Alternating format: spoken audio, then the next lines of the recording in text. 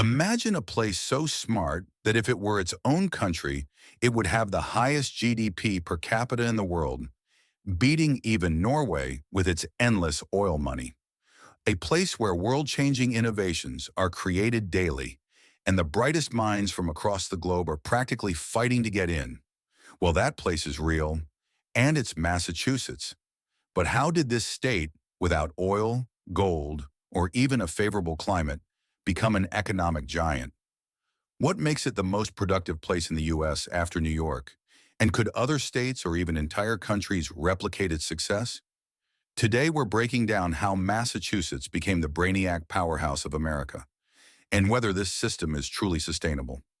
Stick around because by the end, we'll rank Massachusetts against entire national economies to see just how dominant it really is. Let's dive in.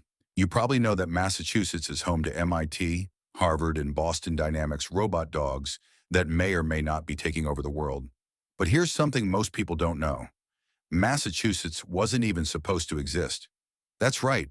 The first English settlers, the Pilgrims, accidentally ended up here when bad weather forced them to abandon their original landing site near modern-day New York. Instead, they established Plymouth Colony on a rocky, resource-poor coastline. The settlers were so desperate to make something work that they decided to double down on education, creating Harvard in 1636, the first college in America. And that small decision changed everything. Instead of focusing on farming or industry like other colonies, Massachusetts started prioritizing brains over brawn, a move that would eventually make it an economic superpower. By the late 1800s, Massachusetts was booming with industry. Factories were everywhere. But then something crazy happened. The Great Depression crushed Massachusetts' economy. Factory jobs disappeared overnight, and the state seemed doomed. But instead of giving up, Massachusetts did something radical. It pivoted from manual labor to mental labor. The government, universities, and businesses all worked together to build a new kind of economy, one based on technology, innovation, and research. Fast forward to today, and Massachusetts is a world leader in biotechnology, AI, and robotics finance education. Fun fact, Harvard alone rakes in $400 million a year in tuition fees, and its $42 billion endowment is larger than the GDP of some small countries. So, how does this all translate into real-world success? Massachusetts is not just smart, it's insanely productive. Let's put some numbers behind that claim. GDP per capita, Massachusetts, $108,000 Norway, oil-rich economy, $106,000 Luxembourg, financial loophole hub, $127,000 Monaco, playground for billionaires, $234,000, but with only 40,000 people. This hardly counts. So outside of Monaco, Massachusetts is the most productive place on Earth. And here's why. The state's greatest natural resource isn't oil or land, it's its people. Massachusetts has the highest average IQ in the US, and its talent pool keeps attracting billion-dollar companies. Here's where it gets interesting. Massachusetts has created a success loop that keeps feeding itself. Elite universities attract the best students from around the world. Top companies like Boston Dynamics, Moderna, and Biogen set up shop to recruit those students. More R&D money floods in, creating more jobs and opportunities. This attracts even more smart people, restarting the cycle. Example, Boston Dynamics started as an MIT research project in the 90s. Today, it's worth hundreds of millions of dollars and partners with organizations like the US Department of Defense. This cycle is why Massachusetts is one of the top states in America for venture capital investments, meaning investors see it as a safe bet for the next big thing. But as with all great success stories, there's a catch. With all this economic growth, you'd think Massachusetts would be a paradise for everyone.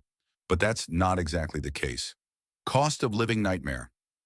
The average home price in Massachusetts has soared to $700,000. Cost of living is 46% higher than the national average Boston rents rival New York City and San Francisco. And guess who's getting pushed out?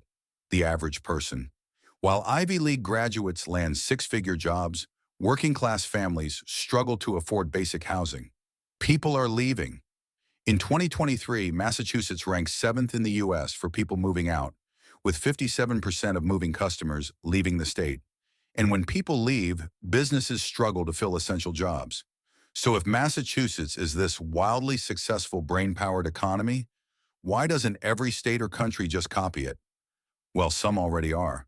Countries like Israel invest 5% of its GDP into R&D, leading to breakthroughs in cybersecurity and biotech.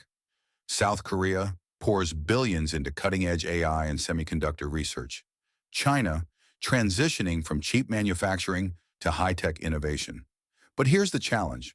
These strategies take decades to work. Massachusetts had a 400-year head start. It's easy to say, let's build elite universities and R&D centers, but unless you already have the talent pipeline, success isn't guaranteed. All right, let's see where Massachusetts lands on our global leaderboard. Overall score, 8.8 out of 10, size $759 billion GDP, ranks 12th in the US, 7 out of 10.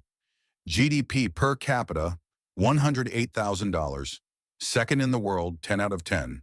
Stability and confidence, 10 out of 10.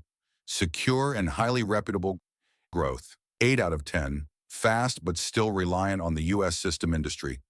Strength, 9 out of 10. Advanced but depends on elite universities' final verdict. Massachusetts is an economic juggernaut, possibly the most sustainable high-income state in the US. But it comes at a cost: skyrocketing expenses and growing inequality. If states or countries want to copy it, they'll need patience, a massive talent pipeline, and long-term R&D investment.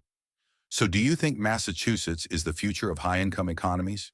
Or will rising costs eventually push people out and slow its success? Let me know in the comments.